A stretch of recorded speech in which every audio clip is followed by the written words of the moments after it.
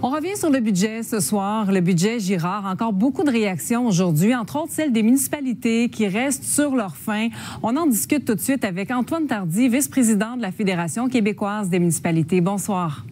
Bonsoir. Alors hier, vous voyez cette baisse d'impôts annoncée pour les contribuables. Quelle a été votre réaction? Parce que ce qu'on entend beaucoup aujourd'hui, c'est que ce sera inévitablement refilé aux citoyens par une hausse de taxes par les municipalités.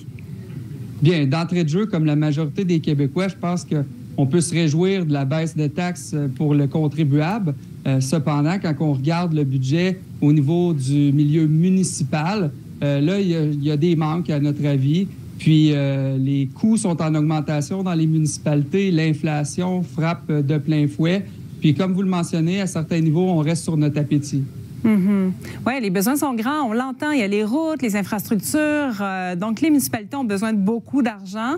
Est-ce qu'il y a des choses dans ce budget-là qui vont vous permettre d'atteindre certains objectifs ou vous comptiez vraiment là, sur le maintien des impôts pour avoir des transferts aux municipalités? Bon, c'est sûr, dans un monde idéal, si on nous avait transféré de l'argent directement, ça aurait été merveilleux. En même temps, on peut se réjouir de certains investissements. Là, on parle de 1,4 milliard supplémentaires pour des mesures environnementales. On sait à quel point l'environnement, le développement durable est important pour les municipalités, donc c'est une bonne nouvelle. Il y a de la nouvelle argent aussi pour le réseau routier qui est dans notre ADN comme municipalité, d'entretenir nos routes. Il y a aussi quelques mesures pour le milieu économique. Donc, il y a des mesures positives, mais ce que les municipalités demandent, du moins la FQM, c'est une rencontre rapidement avec le gouvernement, la table Québec municipalité qui existe pour avoir une conversation en profondeur sur certains enjeux criants, comme l'inflation, entre autres, qui réduisent certains projets dans les municipalités actuellement, puis qu'on croit qu'il pourrait y avoir potentiellement des pistes de solutions apportées du monde municipal pour pallier à ces manques-là. Oui, le premier ministre, je crois, pourrait participer à cette rencontre-là. Est-ce que vous avez une réponse?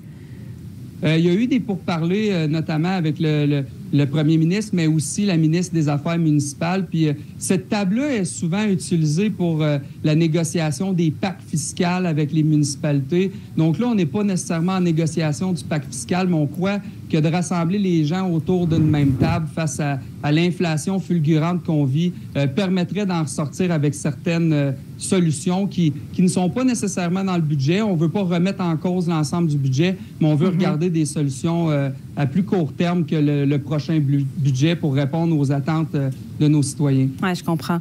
Vous êtes aussi maire de Victoriaville. Vous êtes à même de témoigner que les défis sont grands pour les municipalités. Il y a une partie du budget qui sert, bien sûr, à payer les employés. Et on sait qu'il y a 200 employés chez vous, des employés municipaux qui pourraient être en grève dès lundi, entre autres parce qu'ils souhaitent une hausse de salaire. Est-ce qu'il y a des fonds dans le budget qui viennent d'être annoncés qui pourraient dénouer l'impasse, qui pourraient venir vous aider?